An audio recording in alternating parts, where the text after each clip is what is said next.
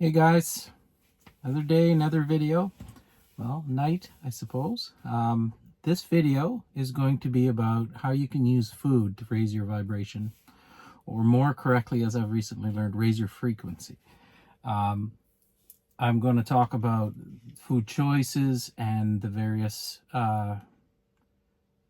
ways you can use food to help detoxify and raise your vibration. I'm going to try to say frequency from now on. But first, you'll see that it's nighttime, and I did miss a video yesterday. So we went to Halifax, which is our local and only city, really, in this whole place, for school shopping. And that led me to some realizations with food. I've already known, but how difficult it is to actually travel and eat properly. It's almost impossible to do it affordably.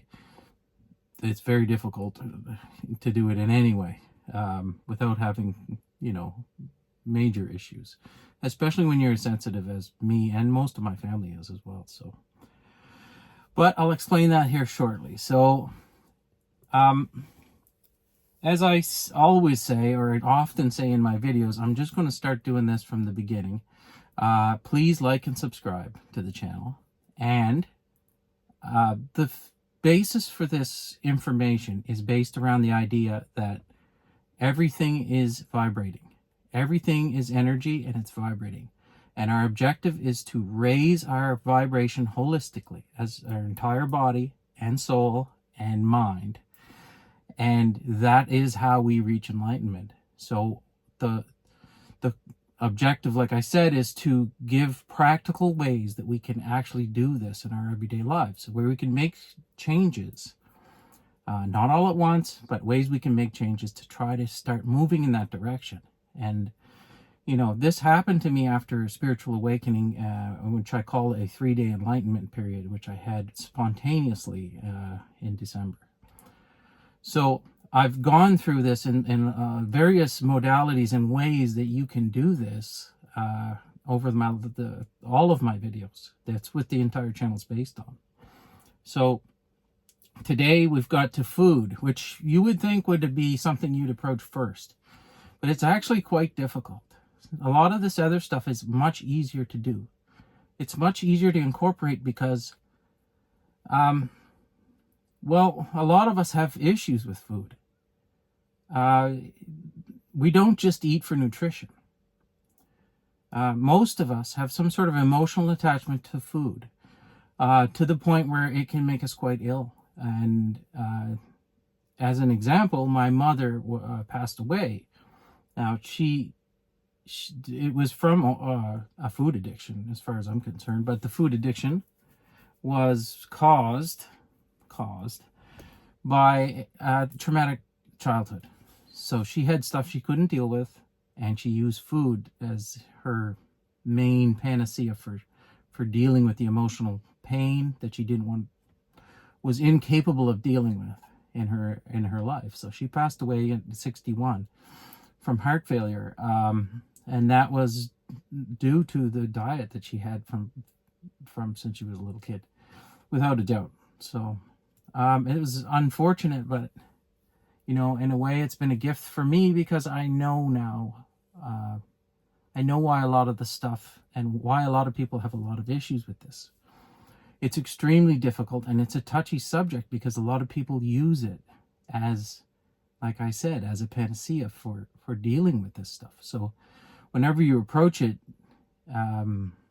it can be like weight issues and things like this. It can be a real hot button topic. So, I understand that. And these are my opinions. These aren't this, by all means, go see a doctor. If you feel differently, don't listen to me. If it's up to you, this is your choice. But this is what I've learned over the years. How did I learn this? Oh, that's a long story, but when I had my enlightenment period, I naturally started drifting away from certain foods. It just happened. I didn't want them anymore. I didn't feel like something I was craving or wanted. So that was made it a little bit easier, but there's still challenges. There's still days where I eat a sleeve of Oreos, you know. It just happens. Like, it's a real problem for a lot of us. But and I think that's why I've been led to deal with to approach this video later on down in the series. Like I said, it's a little bit harder of a subject to deal with because you're dealing with more of an emotional thing, or at least it's part of it for almost everybody. So I did the carnivore diet for a year. And I will be honest with you, I've never felt better in my life. I did this in 2020 or 2021. I did it for an entire year until, what was it, 2019, I think. Whenever the big virus that we all were sent home, I finished doing it then. So before that, for 1 year solid. And I felt fantastic physically, except for a few exceptions.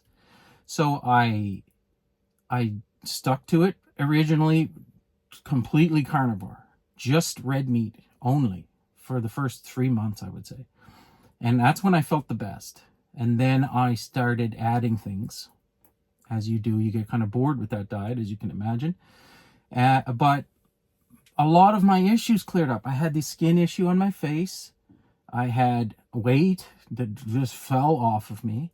I got more energy, and I think I know why now. You know, the downside is I got gout once, which was excruciatingly painful, and I had a lot of gallbladder issues, which is, if you don't know what the gallbladder does, it helps us process the fat in our diet. So it holds the bile at the base of the liver and then excretes it when you eat fat. So when you're eating a high animal protein and fat diet, it tends to activate that gallbladder. Now, it may be from damage from all of the years of the garbage that I ate before that, because as I've said before, I grew up exceptionally poor. So my diet, even from day one, was not very good, and it's just the way it was. It's all we had. It's all we could afford. So I grew up on welfare. So why did I feel better? Oh, it's mostly because of the removal of all of the stuff that was in my diet before. That's what I feel. There are some benefits to having meat. I was probably missing a lot of nutrients. I was probably deficient in a lot of nutrients, in which the meat actually helped me. But it was mostly, I believe, the removal of all of that bad food that's in there. It's in our diets. So the standard American diet, as they call it, is just completely garbage and toxic. It's full of stuff that we shouldn't be eating. One glaring example is glyphosate, which is on everything. Vegetable product, everyone. So if you don't eat any vegetables or fruits, it's very hard to get glyphosate in your system. Now, glyphosate is essentially the product Roundup. And it's a pesticide that they spray on all the food, wheat, fruit, everything. So it's impossible to get out if you're in North America, and unless you go completely organic, in which case it doesn't have it, which is expensive. So I removed that, and I removed all the glyphosate. I also removed all the seed oils. Seed oils are not good for you. This canola thing, I mean, make your own judgment, but I think it's awful. If you've ever seen how this stuff is made. In fact, there used to be a program on, it was called How It's Made, and they did a segment on how canola is produced. And it was touted as being a healthy option, but just watch the video objectively, not listening to what the narrator says, and you tell me if that looks like a healthy oil to you, as opposed to an olive oil or an avocado oil, which is produced by squeezing. That's it. They're cold pressed. They filter it through some paper. Done. You have your oil. This stuff is like an industrial seed oil. It's produced with similar processes that they use in the petroleum industry. So that should tell you something. And I eliminated all of that as well. So I would use some olive oil and avocado oil, sure. I have no problems with those, but it was mostly butter, which I still think is good. There's issues with that as well, the proteins. But a ghee is a good option, for example, I think. Now, why are these foods so bad for us? Well, we've genetically modified everything as well. So for example, if you eat mostly meat, you're eating the animals do eat some of this in their own diet, which means they're going to have some of it in the flesh, but it's an infinitesimal amount compared to actually eating the fruit and vegetables. So if you want to get that out, you have to go organic or grow your own. But there's also the problem of genetically modifying the cows, which goes into the dairy. I'll get to that a little bit later. But the genetically modifying the actual plants, or selecting vegetables to produce that are based on how well they are mechanically harvested, i.e. how hard they are, not how nutritious they are. So carrots are a perfect example. If you've ever grown your own carrots, you can attest to how much better those are. And potatoes are another great example. The heirloom varieties, if you grow them at home, they taste so much better. They're full of nutrients. They've removed all of that so that they can be harvested with a machine. So the carrot is dug up by this machine, and it needs to be durable so that it doesn't get bruised and cut and destroyed in the harvesting process. So they pick varieties that are absolutely, they're like cardboard. There's no flavor. There's no nutrients. There's no nothing. It's a carrot-shaped vegetable, but it's providing no nutrients. So what happens when your body is starved of nutrients and you eat all this stuff? It keeps telling you to keep eating because it needs more nutrients, which means your hunger is never satiated, which is not a problem on the carnivore diet. You're satiated all the time, so you're not overeating, which is another benefit. Now, I know it's not good because I got gout. I got gallbladder issues, but the key here is we need to get all of these pesticides and chemicals out of our diets. It's the only way. And the only way to do that is to be diligent and understand that you what you have to remove and what you can eat. So, what do I eat now? Well, I certainly don't eat the carnivore diet, but I also don't eat any prepackaged foods if I can avoid it. I do have slip-ups. I had Doritos last night. We were at the hotel. This is where it gets really difficult, is when you're traveling. But I try not to eat anything prepackaged. We have a garden. If you want to have the best vegetables you've ever had in your life, grow your own if you have the space and you have that luxury. It's only for a few months out of the year, and we can only grow so much, so it's not perfect, but farmers markets are another great option. GMO,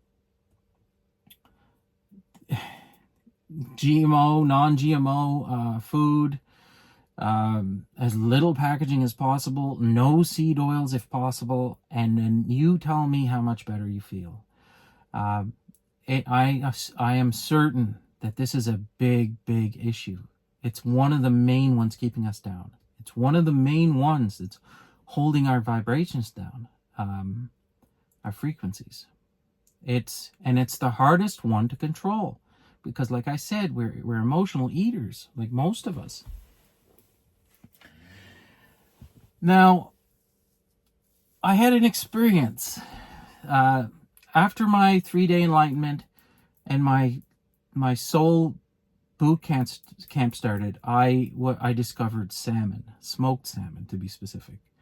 I was cooking food for our dog who had been sick at the time, and I was trying to find anything that she would eat. So we went and we got some fish out of the freezer. It was expensive, but we fed it to her anyway. And when I was going through it, I found a pack of smoked salmon that I had bought a while back and I hadn't eaten yet. And I had an experience that I can only describe as, I won't say the word because it'd probably get me flagged, but it was the most intense, the most enjoyment I've ever had out of eating anything in my life. And I'm not exaggerating. This is basically raw fish. It's smoked. and it's sliced thinly, and then you roll it. It's wonderfully salty, and I eat it all the time now. But I ate it, and it was as if every cell in my body was screaming out thank you at the same time. It was so good. And now I'm going to go get some when I get home. I always have some in the fridge now because I'm addicted to it completely. But I was missing something very drastically. And when I gave my body it, it told me, do that again. Keep doing that. That's good for you. It's a wonderful experience. It's not like a sugar, like when you have something that that triggers the dopamine receptors in your brain, like a high sugar sweets or anything like that. That's a similar feeling, but this is different. This was a big thank you for my body. So I know that salmon, in particular wild caught salmon, do not eat the stuff that's farmed. It's not any better. Why? They feed it the stuff, the byproducts of like corn and things, fish meal from the bodies of the fish that they killed previously to sell the fish. They grind up the rest and pack it into pellets and feed it back to the fish. So it's difficult. Luckily, like wild caught sockeye and some of the lesser varieties that aren't so popular aren't as expensive, and it's a pretty good treat once in a while. And again, we're fortunate. We live on the Atlantic Ocean, and I've been fishing since I was a little kid. So whenever possible, we go out and catch fish, which is just as good, obviously. So eggs. We had chickens forever. We've recently lost them to a fox who had an excellent meal. Unfortunately, we lost our birds, and we don't have layers right now, but we often keep layers. And the eggs, as anyone who's had their own chickens will know, the color's different. So if you look at a store egg, the yolk will be, while the consistency's different, it's firmer. The pastured chickens that you're raising, the egg is firmer on the inside, the yolk and the egg white, and also the color is much brighter orange. They get more nutrients in their diet. They're foraging out, eating bugs, getting sunshine, doing all the things that a chicken should do, and it shows in the egg. The taste is better. That's because the nutrients are higher. So if you can get eggs from at a farmer's market, it's going to be better. If you can raise your own birds, by all means, do it. I'll help you. It's one of my favorite pastimes is having chickens. It's stuff that you can't get in your diet any other way. So, and that brings me to dairy. So, like, as I explained,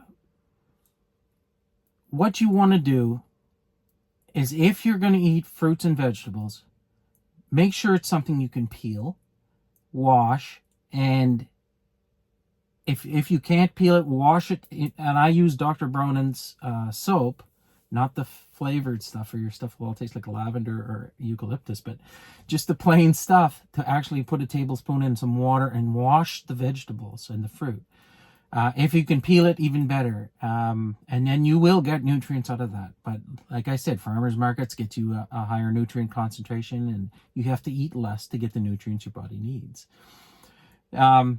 So if you're going to do the fruit and vegetable, which we do it that way, and organic, and find ways to do this. Bananas are a wonderful option. They can't do anything to those. You take the peeling off every time. So, and they're probably the cheapest piece of fruit you can possibly find. Now, on the meat side, I've drifted away from red meat and went towards fish and eggs. And if I do have meat, it's usually chicken. I can't afford the organic chicken, so I eat it pretty sparingly, mostly in stir fries and stuff with the vegetables that I described earlier. And it's a wonderful way to go. Rice is another great option. Especially if you can get it from foreign produced countries I don't know why you would spray rice with stuff, but they probably have found a way to do it. And dairy. Dairy is a problem for me. I loved dairy. I still love dairy. I love cheese. It's probably my favorite food. But when I had my awakening, and then since then, I've gotten 3 different occasions where I've walked into stores or different locations where people were just having conversations, and I've heard the same exact thing. It was, I've given up dairy and I've never felt better in my life. Now, the first 2 times I heard this, and what I'm telling you is the exact same message 3 times. The first 2 times I ignored it completely because I didn't want to give it up. And I suffered as a consequence. Now, I've since given it up, and it has been hard. I still really like it. But I feel better. I definitely was having a problem with the dairy. So I gave it up. I was about a month off completely, never touched it. And then the other day, I happened to be driving down to this place, and they had like a farm store where they had Jersey milk cheese curds. Now, I just couldn't resist, and it felt like my intuition was telling me it was okay. So I bought a package of these things. I ate them, and no problems. They were great. Now, if I go get a tub of ice cream and I eat that, I am going to suffer. Why? The cows, the bloody cows, they've even got to the cows. So they've bred the cows for volume of milk, and they've gotten away from the different types of proteins that in the milk is different on the type of cow that they use. So like a Holstein, it's strictly bred to produce as much milk as possible. Well, this dairy that I found was a Jersey cow, which is a more of a traditional cow variety, and it has milk that would have been the same as it was hundreds of years ago. And I unsurprisingly had no issue. So what's the point of this? I think the key here in all of the food choices that you make is get as many hands and as many geneticists out of your diet as possible. Eat as close to the source as possible, as close to natural as possible. Get the seed oils out, get the pesticides off, and watch what happens. Now, I have noticed that I've eaten a lot less as well since this awakening happened. I just naturally started eating less, and I've lost weight as a consequence. I don't feel that I need as much food to get the nutrients that my body needs. Therefore, I'm satiated quicker. So there's an added benefit. Not only do you get the low vibration toxins out of your diet by eliminating all this stuff, you start to lose weight, which also makes you feel better. And the other thing that I would say is that I've added AG1. Now, AG1 is a organic, plant-based vitamin source essentially, but it's direct from the plants, and they make sure everything is sourced properly, and none of the GMO stuff goes in, and nothing that comes out of a distillery or some sort of petroleum product. It's a very clean product, and I've noticed a huge difference, and because I believe I was missing some micronutrients from the 47 years of not eating very well. So I've added that in, and I believe that's raised my vibration, so frequency. Yeah, so I think that's all we're going to say for food, because I mean, it's a rabbit hole. You could talk about this for weeks, and I have studied this a lot, and having tried that carnivore diet, I think I have a very good understanding of what the problem is with our diets. And you have to ask yourself, as I often say, there are factions in this world. One of the factions is in charge of most of the information we get. And most of the scientific studies for the last 40 years were touting the benefits of some things, and things like eggs and salt were demonized. And I think if you look at this closely, you'll start to understand why. I think the stuff that is actually good for us and actually will help our vibration go up was strategically demonized. So if you're into conspiracy theories, then you'll know what I'm talking about. So either way, it doesn't matter. I swear on my life, if you try this, you will feel better. So with that being said, I hope this video finds you well. I love you all, and we'll see you tomorrow.